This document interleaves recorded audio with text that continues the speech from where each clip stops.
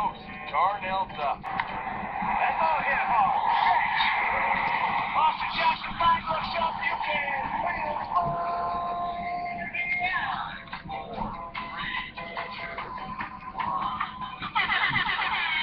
Hello and welcome to the First Row Sports Show here on CABC, the future of broadcasting. Now I know it is Saturday, most people taking the day off today, but that's not what I'm about.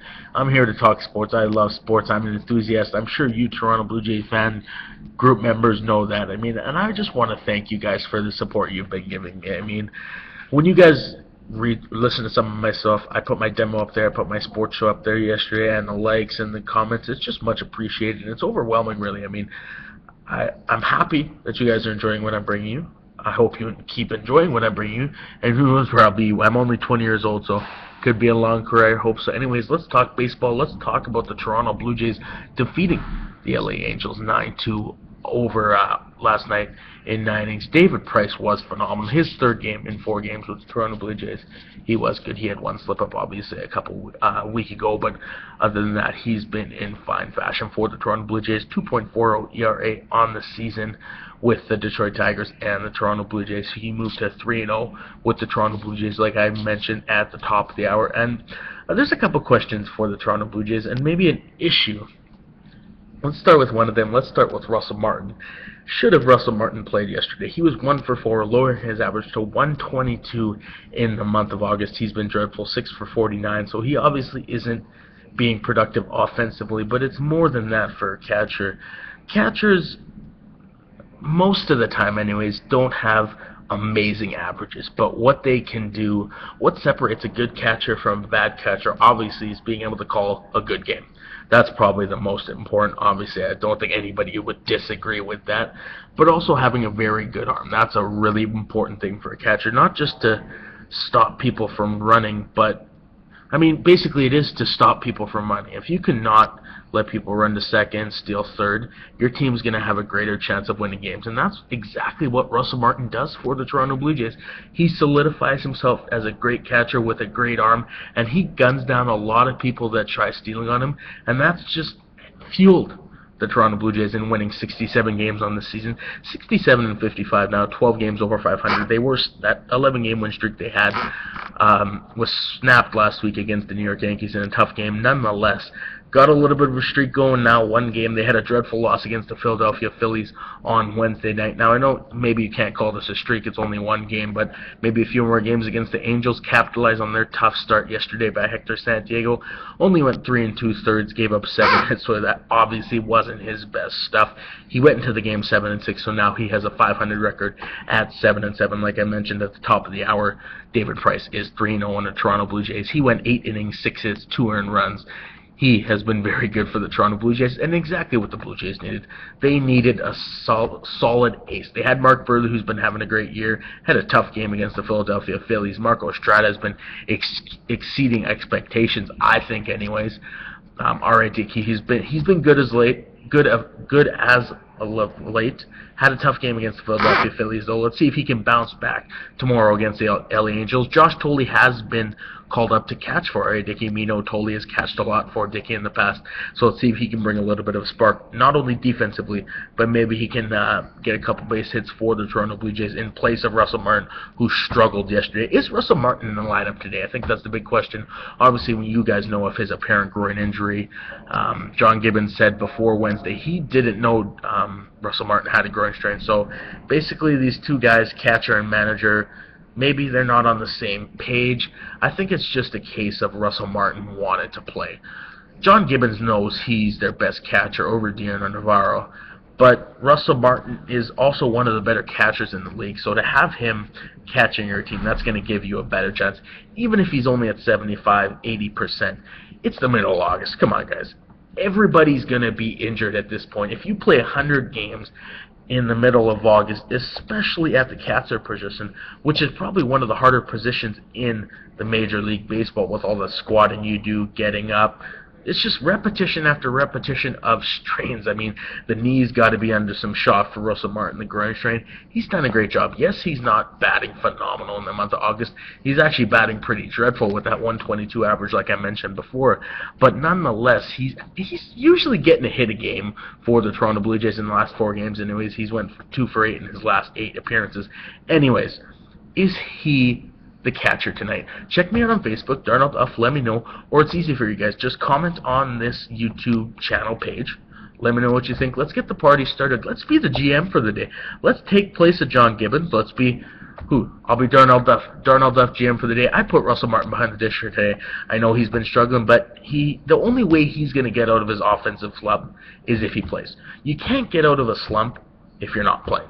Russell Martin needs to get out of the offensive slump. Another big question is Ben Revere. Should he be on top of the lineup? He went 4 for 5 yesterday. 258 batting with the Toronto Blue Jays. He's played 18 games with them. Troy Tulowitzki is currently in the 1 spot. He's got a 221 average, rather. Who should be on the top of the lineup? I'll tell you one reason why Ben Revere should be batting 8th or 9th.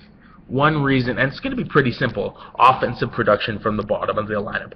That is absolutely crucial. Troy Tulowitzki, sure, he isn't adding too much offensively to the Toronto Blue Jays right now, but you got guys like Josh Donaldson, Jose Bautista, Edwin Encarnacion, Justin Smoke, Kevin Pillar has been batting really good. Ben Revere was 4 for 5 yesterday out of the 8th spot. So, I mean, yes, Troy Tulowitzki's not adding a lot offensively, but what he is adding is defense, and the fans go crazy when Troy Tulowitzki goes to the plate and makes a defensive play. I mean, the ovation Troy Tulowitzki has been getting is great. I'm sure he's loved his time in Toronto. Obviously, he wants to make the playoffs. I mean, it's pretty cool for him.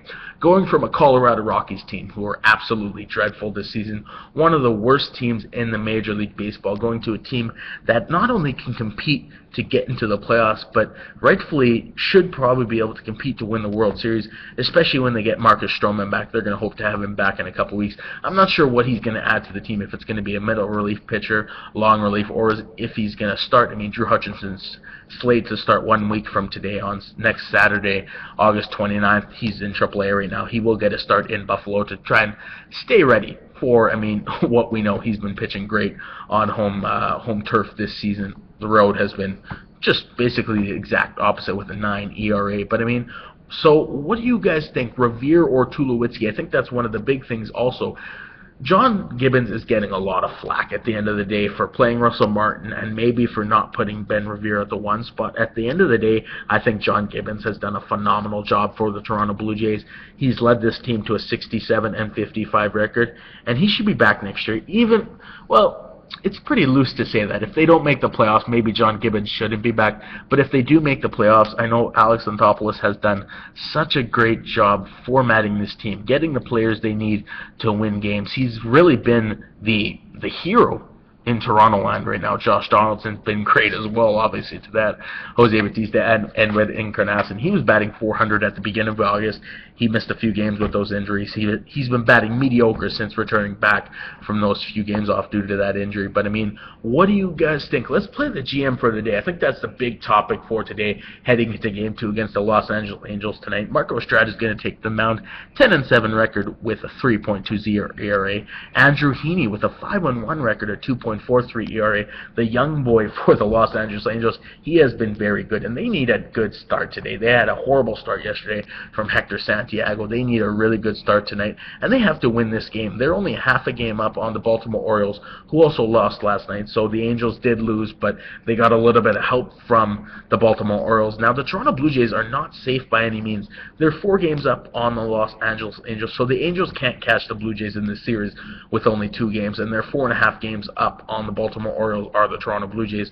So none of those teams are going to catch the Blue Jays on this weekend perfectly, but they can get a lot closer. And if the Toronto Blue Jays don't find a way to finish out this series strong by getting at least 1 more, if not 2 games, I mean, if they sweep the Los Angeles Angels, obviously that's perfect. The Toronto Blue Jays get 3 games off the Los Angeles Angels, could perhaps, if not have the AL East lead over the New York Yankees, they trail that by a 0.5 games. They could definitely have a 5-game lead on the wild card. And I mean, with only 50 games left, yes, that's an amount you can come back from, but the Toronto Blue Jays are not a team that should miss the playoffs. I mean, Troy Tulowitzki, Josh Donaldson, Justin Smoke, Edwin Encarnacion, Jose Bautista, Russell Martin, Hutchinson, Dickey, Price.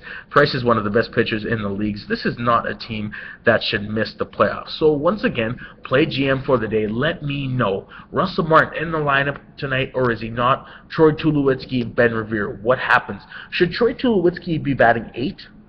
Do you really think a guy like Troy Tulowitzki should be batting 8? Or what do you think about this Ben Revere batting 1? Yes, 4 for 5 is great for Ben Revere. Hasn't been batting too great for the Toronto Blue Jays. I think 8 is the perfect position for him. I think John Gibbons is doing a great job. Anyways, Game 2 of the Toronto Blue Jays and the Los Angeles Angels tonight, 9:05 Eastern. Marco Estrada, like I said before, against Andrew Heaney. Big game for the Toronto Blue Jays. 2 more games against the Los Angeles Angels today and tomorrow. R.A. Dickey's going to go tomorrow. Josh Thole has been rumored to be called up for AAA. He will start from AAA, rather. He will start and he will catch for R.A. Dickey. Then they head out to Texas and play 3 against the Texas Rangers. They're 4.5 games up on the Texas Rangers. So I mean, hey, we don't talk much about Texas, but I mean, they're hanging on there, led by a lot of good players there. Who knows? 10 in a row against the AL East from September 4th to 13. 4 against the New York Yankees. Like I said, they're a half game behind the Yankees. And then 16 in a row to end the season against the AL East. 3 more against the Yankees, with a handful against the Orioles and the Red Sox as well, and the Tampa Bay Rays. I mean, you can't count the Tampa Bay Rays off either. They're only 6.5 games out of a wild card spot. This is a good team led there by Evan Longoria. They have some bright future going ahead. Chris Archer also, he's a very strong young pitcher. He can throw the heat. I don't know if he's ready to lead you to the big stage yet, but give him a couple years. I could see Chris Archer being a very dominant pitcher in the major leagues. He had that no-hitter, obviously, earlier in the season. Anyways, the Toronto Blue Jays and the Los Angeles Angels, Game 2 of a 3-game set tonight, 9:05 Eastern. Marco Estrada 10-7 against Andrew Heaney 5-1. You can catch all the action on Sportsnet and Sportsnet 590 The Fan. You've been listening to the First Row Sports Show on CABC, the future of broadcasting, 1:45 Pacific, Manitoba Hall of Fame edition. Have a great one.